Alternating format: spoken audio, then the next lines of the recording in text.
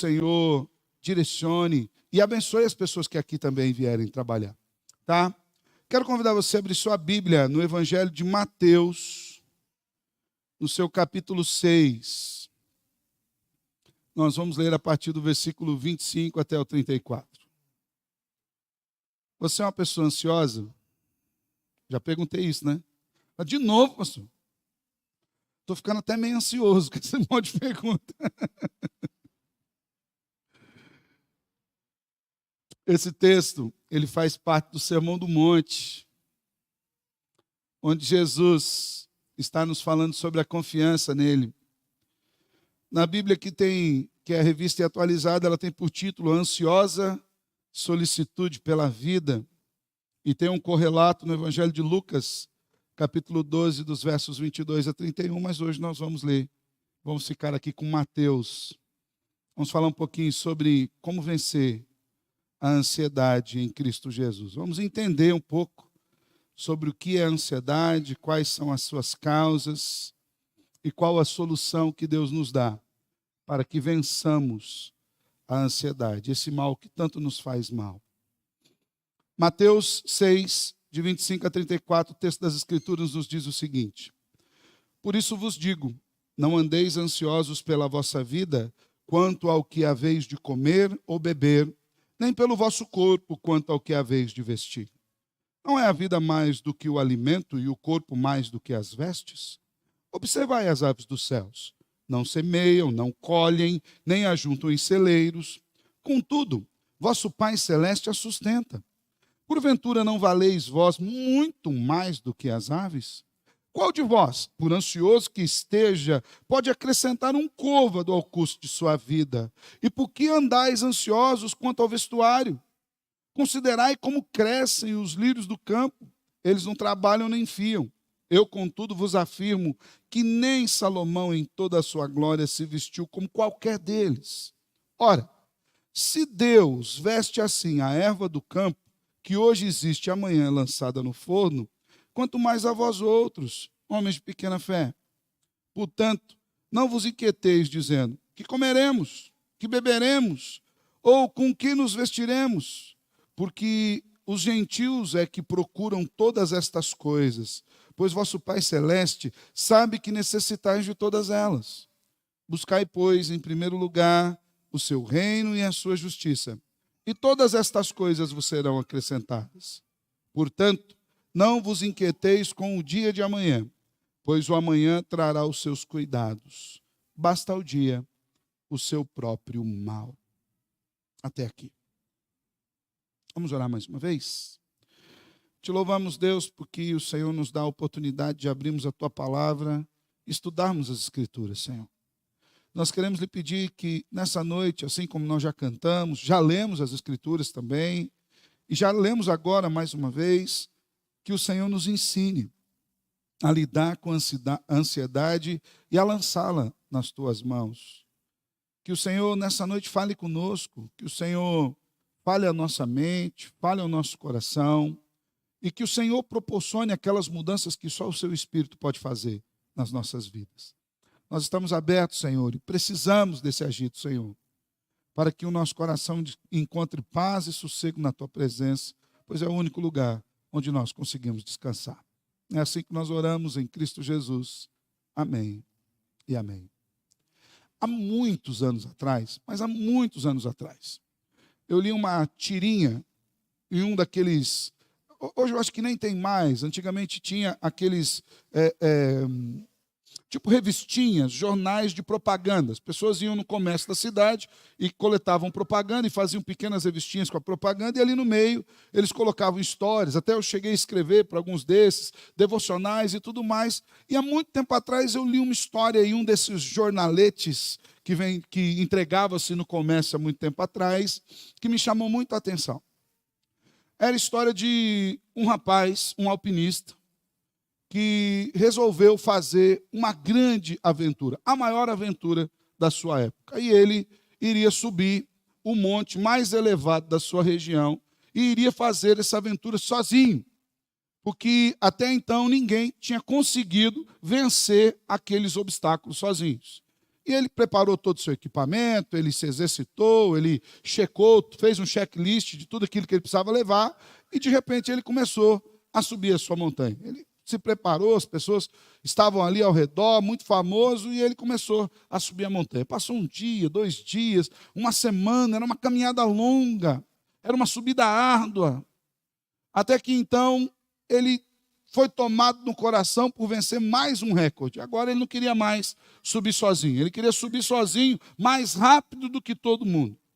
E no período da noite, que era um período para que ele parasse e descansasse, ele continuou subindo, até que num dado momento, em uma das encostas que ele estava, aquela encosta era toda só gelo, e o gelo trincou e ele caiu.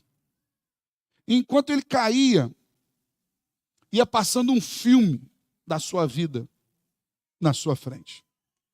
Ele ia vendo a sua família, ele pensava nos seus amigos, ele pensava na fama que tinha ido ralo abaixo. Ele pensava até nas notícias que seriam dadas no outro dia de manhã no jornal. Alpinista famoso fracassou na sua subida. Ele pensava em alguns amigos que ririam dele.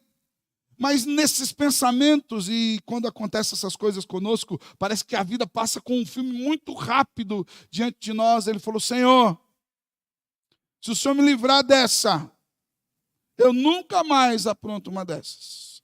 E eu vou dizer para todo mundo que foi o Senhor que me salvou. Se o Senhor me salvar, eu vou dizer isso para todo mundo. E de repente, ele sentiu quase que um solavanco no meio da sua cintura. Era aquela corda que esticou e quase o cortou pelo meio, a ponto dele desmaiar com aquele embate, aquele baque da corda. E então, quando ele foi acordando, ele segurou-se na corda, percebeu que ele estava ali pendurado, mas era escuro, era noite, numa montanha, sua iluminação tinha toda ido embora. E ele mais uma vez se lembrou de Deus. Ele falou: Senhor, eu não morri, eu estou aqui inteiro. Então, Senhor, me dá um sinal. Eu quero confiar no Senhor completamente. O que eu devo fazer agora? E no seu coração começou a vir uma mensagem: corta a corda. Ele na sua oração falava: não, Senhor, não posso cortar a corda. O Senhor já me salvou, é loucura demais. E aquilo vinha na sua mente: corta a corda.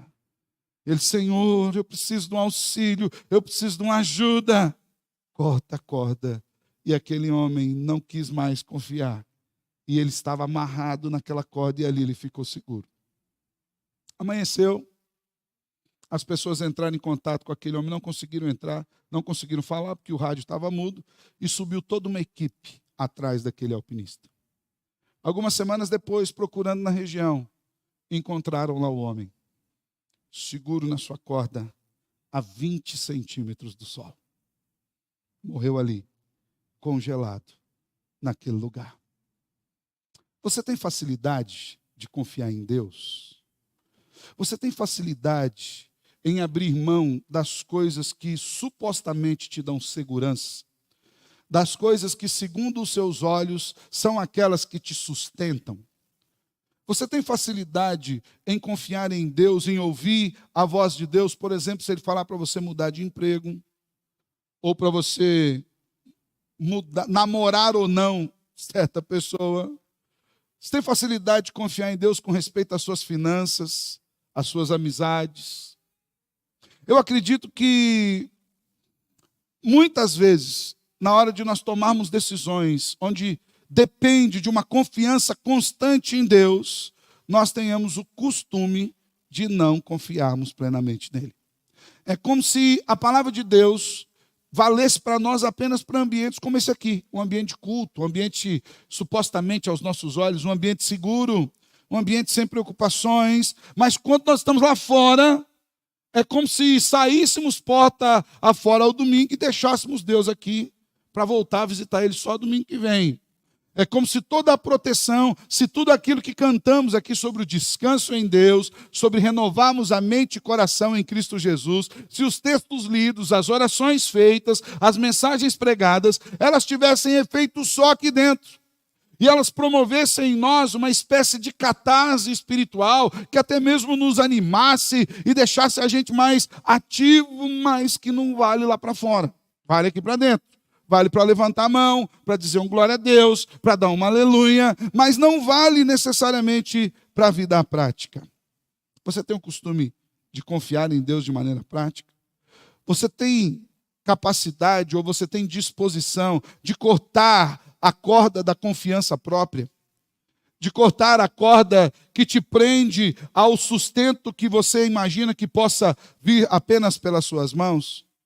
De uma forma geral, muitos de nós professamos uma fé com os lábios que é um pouco incoerente com as decisões que nós tomamos na prática lá fora. Um escritor muito conhecido, David Powlison, afirma o seguinte no seu livro Uma Nova Visão. Recomendo que você compre esse livro e leia esse livro. Inclusive é um livro muito fácil de ler, porque ele é uma compilação de vários artigos. Então, cada um dos seus capítulos ele se resolve em si. Muito boa leitura. David Powlison, nesse livro, ele faz a seguinte afirmação: como cristãos, declaramos que Deus controla todas as coisas e opera cada uma delas para a sua glória o nosso bem final, como filhos dele. Declaramos que Deus é a nossa rocha e o nosso refúgio, um socorro bem presente em qualquer tribulação que enfrentamos. Declaramos que o adoramos, confiamos nele, amamos e obedecemos. Mas naquele momento, naquela hora, naquele dia, naquele período de ansiedade, de fuga ou de desespero, nós vivemos como se precisássemos controlar todas as coisas. Vivemos como se o dinheiro, a aprovação das pessoas, o sermão bem-sucedido, o diploma, a nota da prova, a saúde perfeita, o fato de evitar conflitos ou conseguir aquilo que se quer, tivesse mais importância do que amar a Deus e confiar nele. Nós vivemos como se os bons sentimentos passageiros pudessem ser um refúgio, como se nossas ações pudessem consertar o mundo. Nós criamos um Deus funcional na nossa prática, que compete com um Deus que nós confessamos que crê. Nesse sentido, muitos de nós, crentes sinceros, estamos com frequência, seriamente, comprometidos com outros deuses, distraídos e divididos. Porque, de fato, nós temos uma dificuldade gigantesca em crer em Deus no meio das adversidades. E essa falta de confiança em Deus que nos leva a sentir aquilo que o Senhor Jesus está tratando nesse texto, que é a ansiedade. E o que é a ansiedade? A ansiedade nada mais é do que uma preocupação excessiva acerca de algo que ainda não é ou algo que já foi. A ansiedade, de maneira alguma, é uma preocupação com o presente.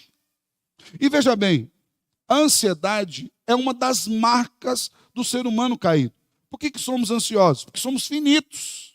Somos ansiosos porque somos falíveis. Somos ansiosos porque somos frágeis.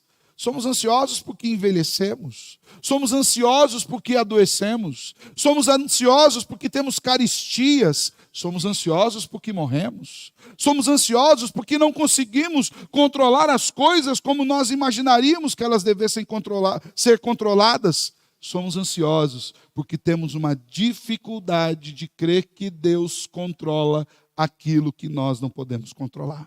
Ansiedade é estar no presente com a mente no passado ou no futuro. Ou estamos pensando naquilo que aconteceu lá atrás. E nós temos alguns ditados interessantes sobre isso, que é o águas passadas, por exemplo, não movem moinhos. Elas já passaram, elas foram embora. O moinho precisa de uma água nova para que a sua roda gire. Ou nós estamos preocupados demais com o futuro.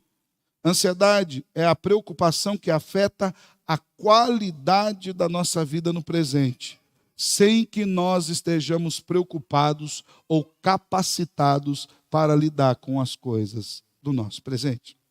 E nesse sentido, eu quero destacar 3 aspectos que esse texto pode nos apresentar acerca da ansiedade. Embora a ansiedade seja uma marca da nossa limitação, da nossa falibilidade, embora nós nos preocupemos, porque a gente pode perder as coisas que a gente gostaria, a ansiedade também pode se tornar um pecado. para pessoas que têm os valores distorcidos. Observa o que diz no versículo 25. Por isso vos digo, não andeis ansiosos pela vossa vida, quanto ao que haveis de comer ou beber, nem pelo vosso corpo, quanto ao que haveis de vestir. Não é a vida mais do que alimento, e o corpo mais do que as vestes? Perceba o que Jesus está dizendo aqui. Jesus está dizendo aqui, deixando bem claro, que muito da nossa ansiedade é porque nós não conseguimos distinguir o valor real de cada uma das coisas. Nós nos preocupamos com aquilo que não deveríamos nos preocupar e deixamos de valorizar aquilo que de fato é importante. A ansiedade tem a capacidade de tornar a palavra de Deus semeada no coração em algo infrutífero. Ela tem a capacidade de fazer com que, mesmo ouvindo acerca de Jesus e crendo na sua graça, nós vivamos inquietos com as coisas desse mundo. Por que vocês estão preocupados com comida e com bebida, se Deus é aquele que cuida do corpo? Porque se preocupam com as vestes, se Deus é aquele que nos veste? Muitas vezes nós somos tomados de ansiedade, tal qual Marta, irmã de Maria, estava tomada de ansiedade com a visita de Jesus. Há poucos dias, há poucos domingos falamos sobre isso. Sobre esse encontro de Jesus com Marta e Maria. E como Marta estava ansiosa, preocupada em que a casa estivesse limpa. Vimos até que era uma preocupação importante, digna. Jesus estava na sua casa. Os apóstolos estavam ali com ele. Ela estava tendo o privilégio de receber o Salvador. Mas qual era o problema de Maria, de Marta, que lhe estava causando a ansiedade? É que ela estava com os valores distorcidos. O que era mais importante? Limpar a casa ou estar com Jesus? A casa, ela teria para limpar todos os dias. Quem é dona de casa sabe disso. Não existe ainda a casa autolimpante. E não existe ainda a casa que você limpa apenas uma vez por mês. Você tem essa casa? A limpeza é constante. Por mais que você limpe, você faz aquela faxina do sábado. Maravilhosa. Aquela que ninguém mais pode pisar no chão depois que você acabou de limpar. Mas na segunda-feira, assim que as pessoas puderem pisar, a sujeira volta àquele lugar. Detalhe, ainda que ninguém pise, vai sujar do mesmo jeito. Jesus está dizendo que a ansiedade é fruto de uma percepção errada, de uma potencialização de valor daquilo que não tem valor. Essa preocupação excessiva é incompatível com a nossa fé. Nós não podemos nos preocupar assim. E é por isso que muitas vezes nós podemos entender a ansiedade como um pecado. Veja bem, embora ela seja uma marca do homem caído, nem toda ansiedade é pecado, mas muitas vezes a ansiedade nos leva a pecar, quando ela faz com que nós deixemos de confiar em Deus. Quando ela faz com que nós deixemos de viver o presente, para vivermos um futuro que não está nas nossas mãos. Está nas mãos do Criador. Quanta gente não perde o sono à noite, preocupado com o dia de amanhã, sem sequer saber se você vai estar vivo no dia de amanhã.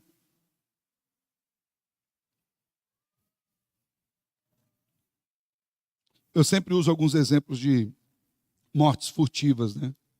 Esses dias me chamou muita atenção a morte de um comerciante aqui em Maringá. Ele estava saindo do seu comércio, ele era o dono de um mercado. Ele estava saindo do seu comércio, falando ao telefone, quando um bandido, não sei qual a motivação, segundo os jornalistas, por conta de drogas, foi fazer um acerto de contas com uma outra pessoa que estava ao lado dele. E esse bandido veio atirando e acertou uma bala naquele homem que saía do seu comércio, com o telefone no ouvido, 41 anos de idade, e a vida se acabou ali. Nós não sabemos quando a gente vai estar vivo. Nós não sabemos até quando se estenderá a nossa vida. De maneira que às vezes nós acabamos nos preocupando com coisas secundárias, sem que nós nos preocupemos com aquilo que é mais importante. Vivemos perdendo tempo, pensando ou no passado ou no presente, esquecendo de fato confiar na ação de Deus hoje, porque a única coisa que nós temos nas nossas mãos é o hoje. Deus age em nós hoje. E perceba que Jesus fala sobre esse desequilíbrio nas percepções. Primeiro ele diz assim: a vida não é mais do que alimento? A ideia de vida, a palavra vida aqui é psique, ou seja, o fôlego da vida, a força vital, aquilo que anima o corpo, a alma do ser humano. Jesus está dizendo: a alma de vocês não é muito mais importante do que aquilo que vocês colocam para dentro do seu corpo? Jesus está falando dos desejos, sentimentos, emoções, afeições, dos medos, do coração, da essência daquilo que nós somos. Às vezes nós nos preocupamos com as coisas externas e esquecemos de preocupar com a interna. Quantas e quantas vezes está tudo em ordem? O carro está em ordem, a casa está em ordem, o banco está em ordem e o coração está em desassossego. O banco vai bem, a casa vai bem, o trabalho vai bem, a saúde vai bem e a pessoa vai para o inferno. O que resolveu? O que resolveu? Lembra de Jesus na sua exortação? Daquele homem que teve uma excelente colheita, mandou aumentar os seus celeiros e diz: agora eu vou descansar. A ideia daquele homem é: minha vida está segura, porque os meus celeiros estão cheios. Eu não preciso confiar em mais ninguém, porque os meus braços produziram para mim toda a segurança que me era necessária. E o Senhor lhe diz: louco, essa noite te pedirão a tua alma. E o que você tem? Vai ficar branquinho. Às vezes nós agimos como aquele homem. Corremos atrás de ampliar celeiros. E veja bem, Jesus não é contra o trabalho, não é contra a prudência, não é contra o cuidado, não é contra a poupança, não é contra o investimento, não é isso. O grande problema é quando nós depositamos a confiança da vida em cada uma ou qualquer uma destas coisas e deixamos de confiar no Senhor. Jesus disse: a alma, aquilo que nós somos, é mais importante do que as coisas que nós temos. Ele está afirmando que a vida em si já tem um valor intrínseco tão alto que nós não precisamos nos preocupar com a manutenção física, como se isso fosse o alvo máximo da vida. Você entende isso? Jesus te deu a vida. Isso tem um valor tão grande em si que você não precisa se preocupar com o sustento. O doador da vida também é o sustentador da mesma. Há um autor desconhecido, e eu procurei achar o homem, mas não achei em lugar nenhum. Se você achar, depois você me manda no zap: pastor, quem escreveu isso que o senhor vai dizer agora é o fulano de tal. Mas eu não achei a fonte. Diz assim: cuidando do corpo, vive-se muito. Cuidando da alma, vive-se para sempre. Isso é muito interessante. Jesus nos mostra que a alma, a vida é mais do que o alimento. Quando nós começamos a nos preocupar com o externo e deixamos de nos preocupar com o interno, isso gera o quê? Ansiedade. E ela pode ser pecaminosa. Mas Jesus diz mais. Ele faz um outro contraponto de valores, de que o corpo é mais do que as próprias vestes que o vestem. Para corpo aqui a palavra é soma, ou seja, a carne, o ambiente onde a nossa alma habita, a parte física da nossa vida, onde nós agimos, como nós existimos nesse mundo, a nossa materialidade.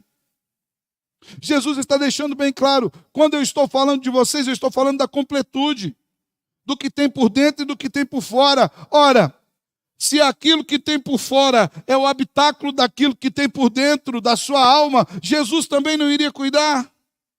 E muitas vezes nós corremos atrás de coisas sem valor, que custam muito, mas não necessariamente valem aquilo que custam. Muitas vezes, em vez de comprar o tênis, você está preocupado com a marca do tênis. E quando eu falo para marca, irmão, não estou falando sobre qualidade. Existe muita coisa que a gente compra de marca que é por conta de qualidade. Existe coisa que é por indicação, médica até. Mas muitas vezes nós tentamos depositar no externo um valor que suplante o interno e não pode acontecer. Eu sou de um tempo que as propagandas eram muito fortes, né? Talvez algumas dessas propagandas a gente lembre até hoje, como marca. Eu lembro da pasta de dente, quem é do meu tempo vai lembrar que falava assim, Colinos. Olha lá, o povo já falou isso. Tá vendo? Né? Quem é do meu tempo vai lembrar dessas coisas, né? De uma marca de roupa que tinha um rapaz chamado Fernandinho. Bonita camisa, Fernandinho. E dentre essas marcas, e as propagandas eram bastante interessantes, havia uma marca de roupa masculina, essa nem todos vão lembrar, mas me marcou por conta do slogan. A marca era Volens, que tinha pelo seguinte slogan: o mundo trata melhor quem se veste bem. Então tem gente do meu tempo aqui. O mundo trata melhor quem se veste bem. Para muita gente, pegou isso quase que como um versículo bíblico, uma verdade bíblica, sabe? Está lá escrito na carta aos... Não está, irmãos. E às vezes a gente vai interiorizando essas coisas. E a gente se esquece que aquele que nos deu a alma e o corpo é aquele que nos sustenta. Jesus está afirmando que o corpo tem muito mais valor do que o seu adorno externo. Não importa qual seja a marca. O Senhor é aquele que cuida de nós. Por isso vos digo, não andeis ansiosos pela vossa vida, quanto que haveis de comer ou beber, pela sua existência, quanto ao que haveis de vestir. Não é a vida mais do que o alimento e o corpo mais do que as vestes? Assim a ansiedade pode se tornar um pecado para nós, quando nós distorcemos os valores das coisas. Nós deixamos de valorizar aquilo que o Senhor fez para tentar valorizar aquilo que nós podemos produzir com as nossas mãos. É por isso que a palavra de Deus nos ordena para que nós não andemos ansiosos. Percebam, irmãos, que a Bíblia, quando ela fala de ansiedade, ela não trata a ansiedade como algo optativo. Não tem nenhum versículo que diz assim, se der, ansioso não. Faz o possível. Vê aí. Dá uma analisada nas suas coisas e assim, tenta dar uma relaxada. A Bíblia é imperativa com respeito à ansiedade. Não andeis ansiosos de coisa alguma, Filipenses 4:6. Nós lemos aqui. Porque realmente o valor é dado pelo Criador que cuida de nós. Quando os nossos valores estão distorcidos e nos preocupamos demasiadamente com as coisas, apesar de importantes que elas sejam, quando elas recebem valor acima daquilo que elas têm, elas acabam sufocando as verdades bíblicas da palavra de Deus no nosso coração. Então, em primeiro lugar, a gente precisa entender que a ansiedade, embora seja uma marca da nossa fragilidade, ela pode ser um pecado quando a gente distorce o valor das coisas. Em segundo lugar, a ansiedade também, vou reafirmar sempre aqui, irmãos, porque nem toda ansiedade é pecado. Ela pode se tornar, mas nem toda ansiedade é. Mas a ansiedade também pode ser uma marca da falta de confiança de que Deus seja de fato o nosso provedor. A gente sofre disso direto. Porque a gente tem uma tendência natural de acreditar que quem põe comida na nossa casa é o nosso braço, é o nosso salário. Quem paga as nossas contas é o nosso dinheiro. Quem cuida da nossa vida é a gente. Nós temos essa tendência, mas Jesus diz o seguinte, observe as aves dos céus. E aqui, Jesus está apresentando um exemplo muito vívido para que aquelas pessoas entendam aquilo que ele está dizendo. Então Jesus está dizendo, olha só, a sua alma é mais importante que aquilo que você põe para dentro de comida. O seu corpo é mais importante que a marca das coisas que vestem ele. E Jesus dá um exemplo muito vívido para aqueles homens, diz, observe as aves dos céus. Não semeiam, não colhem, não ajuntam em celeiro. Você já viu algum pardal, alguma árvore fazendo celeiro, comprando, vendendo alguma coisa? Eles simplesmente nascem e voam. Contudo, vosso Pai Celeste o sustenta. Porventura não valeis vós muito mais do que as aves? Quem é que acha que vale menos do que uma ave? Se achar que vale menos que uma ave, quero conversar com você essa semana para a gente orar acerca disso, para você entender o valor tremendo que tem na sua vida, tá bom? Qual de vós, olha aqui, qual de vós, por ansioso que esteja, pode acrescentar um côvado ao curso da sua vida? Um côvado são mais ou menos 50 centímetros. A ideia que está dizendo aqui, qual de vocês, por ansioso que esteja, consegue dar um passo a mais à frente se o Senhor não permitir que você dê? Qual de nós, por ansioso que estejamos, vive um segundo a mais? A gente tem uma ilusão de que a gente consegue controlar a vida. A gente tem uma ilusão que talvez se nós estivermos atentos, a vida não se esvai. Mas a vida escorre pelos vãos dos nossos dedos, tal qual água o faz. Nós não temos poder de segurá-la um segundo sequer. Jesus diz: por que vocês andam ansiosos quanto ao vestuário? Versículo 28. Considerai como crescem os lírios do campo. Eles não trabalham, não fiam. Eu, contudo, vos afirmo que nem Salomão, em toda a sua glória, se vestiu como qualquer um deles. Ora, versículo 30, o Senhor concluindo: se Deus veste assim a erva do campo, que hoje existe e amanhã é lançada no forno, quanto mais a vós, homens de pequena fé. Portanto, mais uma conclusão do Senhor: não vos inquieteis, dizendo, que comeremos, que beberemos, ou com que nos vestiremos, porque os gentios é que se preocupam com todas essas coisas, pois vosso Pai Celeste sabe que necessitais de todas elas. Percebe, irmãos, que muito da nossa ansiedade é falta de confiança de que Deus irá suprir-nos nas nossas necessidades. Muito da nossa ansiedade, quando a gente pega um exame desfavorável, é a falta de confiança de que todos os nossos dias já estão contados e determinados pela mão do Salvador. Muito da nossa falta de confiança, quando nós temos um problema para resolver no dia de amanhã, é porque nós não cremos que o Senhor irá agir nesse dia de amanhã. E que se nós não dermos um jeito com o nosso braço, Deus não vai dar jeito, Deus não vai dar conta de resolver o nosso problema. E perceba aqui a desconfiança em Deus. E veja bem, que isso aqui não é uma validação de uma vida de ociosidade, de maneira alguma. Em nenhum momento o texto nos diz para ficarmos parados em casa, esperando que as coisas caiam do céu. O texto diz para que nós não nos preocupemos, porque o Senhor nos sustenta. Já falei várias vezes aqui, irmãos, quantas e quantas circunstâncias você passou na sua vida, pelas quais você falava assim: agora acabou, agora não tem mais jeito. Cheguei no fundo do poço. A luz que tinha no fim do túnel era o trem que vinha para passar por cima de mim. E você está aqui hoje. Quantas e quantas vezes você não imaginava assim: agora minha vida chegou ao fim. Agora não tem mais jeito. Agora acabou todas as coisas. A esperança se foi. E você está aqui hoje. Muitas vezes nós não confiamos na provisão do Senhor. Deixa eu falar um negócio para você. E muitas vezes nós não confiamos na provisão do Senhor nem na hora da morte. Sabia disso? Às vezes o crente no Salvador Jesus está ali no leito da morte, há instantes de se encontrar com seu Salvador. E nós não imaginamos que as verdades do Senhor possam consolar. Quantas e quantas vezes eu já vi isso, irmãos, várias vezes. O irmão está morrendo e a pessoa está falando: não, você não vai morrer não, fica calmo. Ele está morrendo, irmão. Fala uma coisa boa para ele, porque senão não vai dar nem tempo. Porque nós não imaginamos que falar para ele assim: você está preparado para encontrar-se com seu Salvador? Traga consolo. Eu quero dizer um negócio para você, irmãos. Isso traz um consolo imensurável. Eu falo porque eu vi com os meus olhos. Irmãos amados, com quem eu perguntei: você está preparado para encontrar com o Senhor? Eu falei: estou tudo em paz.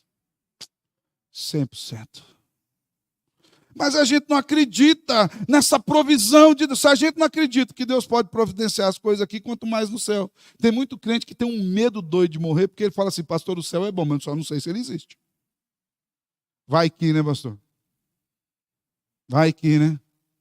Ou seja, vive uma irrealidade. Vive uma demagogia na sua fé. Jesus está nos ensinando aqui através dos exemplos muito claros. Perceba que Jesus usa exemplos muito simples. Olhem as aves do céu, gente. Ele cuida das aves dos céus. Olhe os lírios do campo. Ele veste os lírios do campo. O que o Senhor está dizendo é: eu cuido das mínimas coisas, dos mínimos detalhes da minha criação. por que eu não iria cuidar da única obra que foi criada à imagem e semelhança de mim mesmo? Eu cuido de cada detalhe da obra criada. Por que eu não iria cuidar da única obra criada pela qual eu enviei meu filho Jesus para morrer na cruz do Calvário e redimi-la para mim mesmo? Irmãos, a gente precisa prestar atenção nessas coisas. Deus alimenta os pardais. Deus veste os lírios dos campos. E no nosso caso, Deus enviou Cristo Jesus para morrer na cruz do Calvário, para nos reconciliar consigo. Ou seja, valemos muito mais do que pardais e lírios.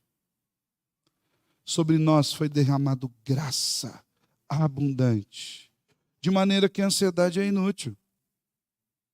Qual de vós, por ansioso que esteja, pode acrescentar 1 centímetro, um côvado, um passo na sua vida? Eu falo, e falo isso várias vezes, se nós tivéssemos 200 anos de vida para viver, então imagina que Deus deu 200 anos para você viver. Porém, Ele ia dizer para você quando era o dia da sua morte. Então, você vai viver 200 anos, mas no dia tal, você fecha os olhos e catapult. Foi. A gente morria antes de ansiedade. Quando dava uns 100 anos assim, você fala, meu Deus, só falta 100. Infartava e morria. Por quê? Nós temos uma dificuldade, uma falha na confiança. Deus diz, eu contudo vos afirmo, nem Salomão, em toda a sua glória, se vestiu como um lírio do campo. Por quê? Que você vai deixar de confiar em mim. A ansiedade é própria de pessoas descrentes e gentias, pessoas que não confiam em Deus. E por fim, para a gente terminar, o Senhor apresenta uma solução para a ansiedade. Então ele diz que a ansiedade pode ser um pecado, quando nós distorcemos o valor das coisas. O texto nos diz que a ansiedade pode nos mostrar uma doença grave, que é a falta de confiança na provisão de Deus. E o texto nos apresenta a solução que o Senhor nos traz para a ansiedade. E perceba que ali não é uma receita de ansiolítico. Você viu ali? Não tem nenhuma tarja preta ali. Tem? Na minha não tem. Na minha não tem nenhum remédio. Ele falou assim, agora você toma isso aqui, a ansiedade vai embora. Até porque, meu irmão, deixa eu falar um negócio para você que eu também já falei várias vezes. Quando você toma um remédio para ansiedade, quem está sendo medicado é o seu corpo, não a sua alma. A alma não toma comprimido.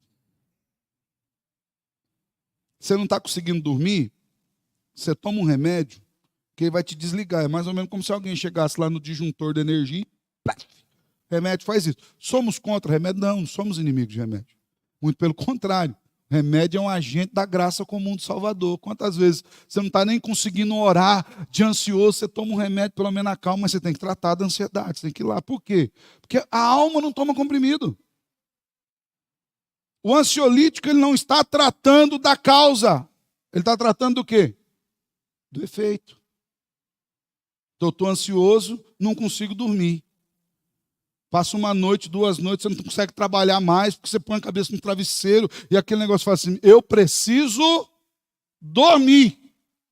Você vai no médico, conta para ele, o médico, não, vou te ajudar, não vou deixar você passando essa dificuldade, você precisa trabalhar por acaso, e ele te dá um remédio.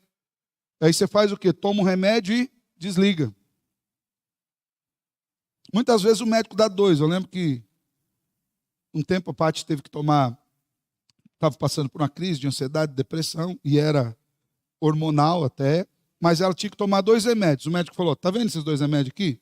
Nunca vou esquecer disso, ele falando para a gente. Não esquece, esse aqui é o desliga. Você toma à noite para dormir. Quando você levanta de manhã, esse aqui é o liga, para você trabalhar. Então ela tinha o liga e o desliga. Um para animar e trabalhar durante o dia e um para fazer com que ela dormisse à noite. Mas a Bíblia não apresenta o remédio como a solução para a ansiedade.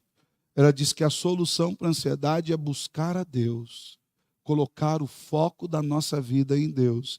E olha só que interessante.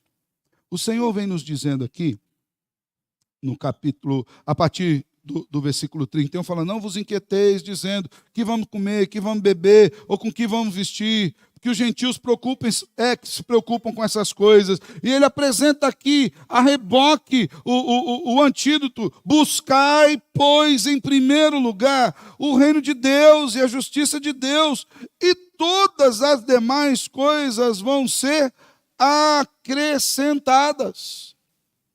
Sabe qual que é o remédio para a ansiedade? Olhar para Cristo.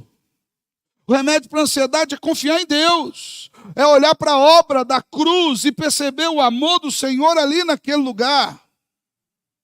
O remédio para a ansiedade é entregar a vida confiantemente nas mãos do Salvador.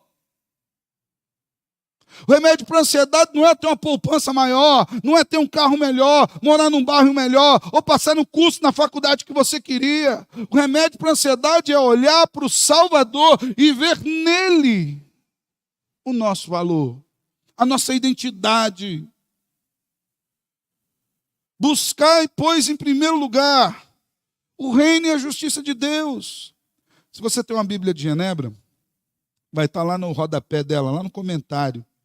O comentarista da Bíblia de Genebra diz o seguinte: buscar o reino e a justiça quer dizer tornar o governo soberano de Deus e o nosso correto relacionamento com Ele a maior das prioridades da vida. Olha só, o que Jesus está dizendo? Em vez de vocês se preocuparem com essas coisas externas, olhem para Cristo e façam com que Ele seja a prioridade de vocês. A preocupação é inconsistente com as prioridades do reino de Deus, porque põe em dúvida a soberania ou a divindade de Deus, ou nos desvia dos nossos verdadeiros objetivos de vida. Deus proverá todas as necessidades daqueles que se arriscam a confiar nele. Ele diz, eu tenho cuidado de vocês. E ele nos dá vários exemplos nas Escrituras que nos saltam aos olhos, do bom pastor, de um bom rei, de um bom governante, de um pai que se compadece dos filhos. Nos dá exemplos, inclusive, dizendo, se uma mãe vier esquecer do filho que amamenta, o Senhor não vai esquecer de vocês jamais. Então, irmãos, a solução para uma vida ansiosa é olhar para o Salvador. É olhar para como Deus sustenta todas as coisas. Eu temo que talvez a gente veja o Senhor governando o universo e a gente não perceba o quanto essa mão poderosa pode cuidar de nós. Deus é aquele que faz um pequeno grão virar uma árvore frondosa, que vive milênios. Há árvores que estão aqui na terra desde a criação do mundo. E nós não acreditamos que Ele possa cuidar das nossas vidas. Para terminar, irmãos, a ansiedade, muitas vezes, na maioria delas, é um ato de incredulidade contra Deus, ou uma tentativa de colocar a confiança naquilo que o nosso poder possa resolver. Isso é inútil. A ansiedade é uma espécie de idolatria circunstancial da alma, onde nós escolhemos servir e adorar as circunstâncias em detrimento da confiança irrestrita no Deus verdadeiro. Ansiedade é uma escolha de confiança, onde eu vou confiar que se Deus me der aquilo, ou se eu conquistar aquilo mesmo sem Deus, eu vou estar feliz e satisfeito, em vez de simplesmente confiar que Deus tem o melhor para mim, ainda que esse melhor não seja exatamente aquilo que eu quero. Você não faz isso com seu filho? A Bíblia, inclusive, traz esse exemplo. Qual pai que o filho pede um pão e ele dá um escorpião ou dá uma pedra? Seu filho fala assim, pai, qual que é a faca mais afiada aqui de casa? Daí que eu vou brincar com meu amigo lá fora. Você dá? Por que você não dá? Porque você é um pai ruim? Ou porque você ama seu filho? E sabe que, mesmo que ele não entenda, ele pode se machucar com aquela faca. Deus age assim conosco, irmãos, cuidando de nós. Quando nós confiamos em Deus, Sabemos que o seu poder e a sua vontade para nós não estão limitados pelas circunstâncias. Nós podemos também saber que o nosso amanhã já está desenhado pelas mãos que confeccionaram o universo. E o Senhor termina esse texto, versículo 34, dizendo assim: portanto, não vos inquieteis com o dia de amanhã, pois o amanhã trará os seus cuidados. Basta cada dia o seu próprio mal. Põe a cabeça no travesseiro, olha para o Salvador e dorme. Salmo 4, verso 8. Em paz me deito e eu pego no sono. Por quê? Só tu, Senhor, me faz repousar seguro. Só o Senhor pode garantir que você vai abrir o olho no outro dia de manhã. Só o Senhor pode garantir que o fôlego de vida vai ser renovado sobre você. Só o Senhor que pode fazer com que você acorde vivo. Só Ele que pode sustentá-lo. Eu quero desafiar o meu e o seu coração a confiarmos no Deus da providência e na providência de Deus.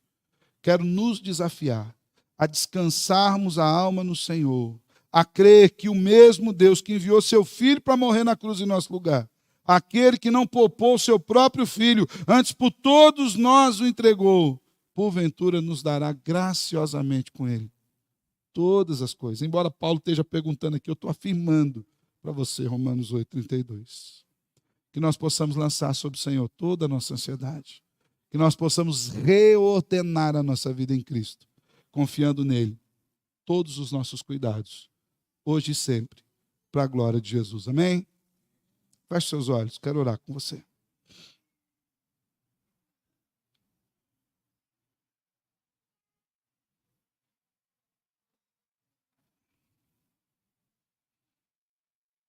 Eu não sei o que possa trazer ansiedade ao seu coração na noite de hoje.